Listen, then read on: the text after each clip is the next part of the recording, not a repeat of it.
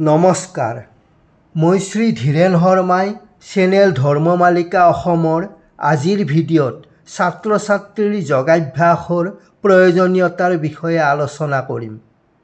ইংৰাজী 21 জুন তাৰিখে আন্তঃৰাষ্ট্ৰীয় যোগ দিৱস পালন কৰা হয়।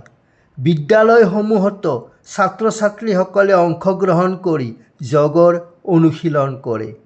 যোগ সংস্কৃতি ভাৰতীয় সংস্কৃতি। মহৰ্ষি পতঞ্জলী যোগ দৰ্শনৰ প্ৰণেতা।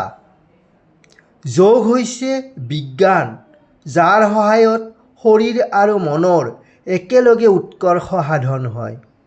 ৰোগীয়া শৰীৰ সুস্থ কৰি তুলিব পাৰে, সুস্থ মনৰ গৰাকী কৰি তুলিব পাৰে। যোগৰ দ্বাৰা আয়ুস বৃদ্ধিত সহায় হয়। ছাত্ৰ ছাত্ৰীসকলে নিয়মিত যোগাভ্যাস কৰিলে সুস্বাস্থ্যৰ গৰাকী হয়। বৌদ্ধিক বিকাশ, স্মৃতিশক্তি, ধৈৰ্য শক্তি বৃদ্ধি হয়। কাম কাজত একনিষ্ঠতা বৃদ্ধি কৰে। নিচাজাতীয় দ্ৰব্য সেৱন কৰা বেয়া অভ্যাসবোৰ দূৰ কৰাত সহায় কৰে। শৰীৰমাদ্যং খলু ধৰ্ম সাধনম। সকলোবোৰ ধৰ্ম সাধনৰ প্ৰথম প্ৰধান মূল বস্তু আমাৰ শৰীৰটো। স্বাস্থ্যই পৰম ধৰ্ম, স্বাস্থ্যই পৰম সম্পদ। ছাত্ৰৰ ধৰ্ম হৈছে অধ্যয়ন। সুস্থ সবল নিৰোগী হৈ থাকিলেহে বিদ্যাৰ্জন সম্ভৱ হয়। স্वस्थে শৰীৰে স্वस्थং মস্তিষ্কং নিৱসতি।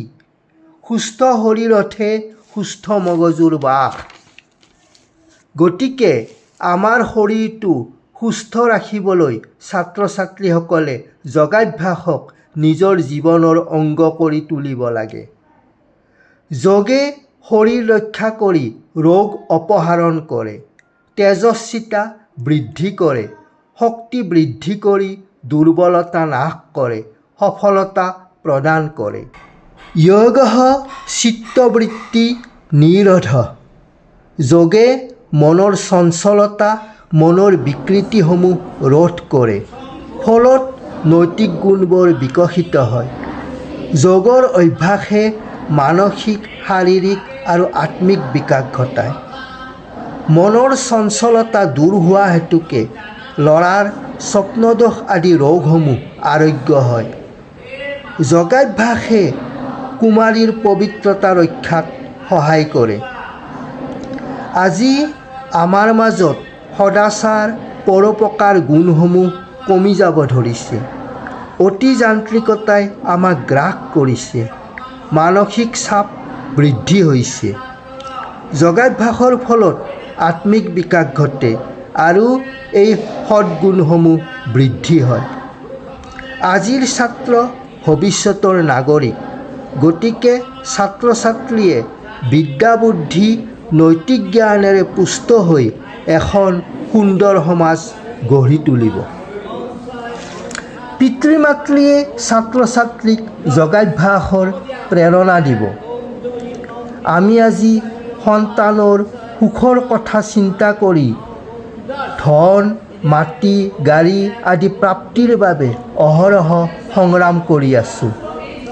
কিন্তু আমাৰ সন্তানে যাতে সুস্বাস্থ্যৰ গৰাকী হৈ বিদ্যা বুদ্ধি অৰ্জন কৰি নৈতিক জ্ঞানী হৈ এখনি সুন্দৰ পৰিৱেশৰ সুস্থ সমাজত বাস কৰিব পাৰে, তাৰো ব্যৱস্থা কৰাৰ সময় আহি পৰিছে।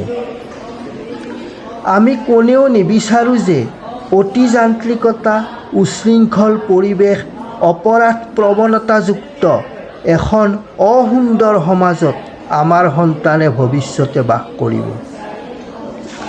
আমি প্ৰত্যেকে যোগাভ্যাসৰ দ্বাৰা বলীয়ান হ'লেহে সুন্দৰ পৰিৱেশ গঢ়াত সহায়ক হ'ব। যোগ শিক্ষাৰ বাবে অভিজ্ঞ যোগগুৰুৰ আশ্ৰয় ল'ব লাগে।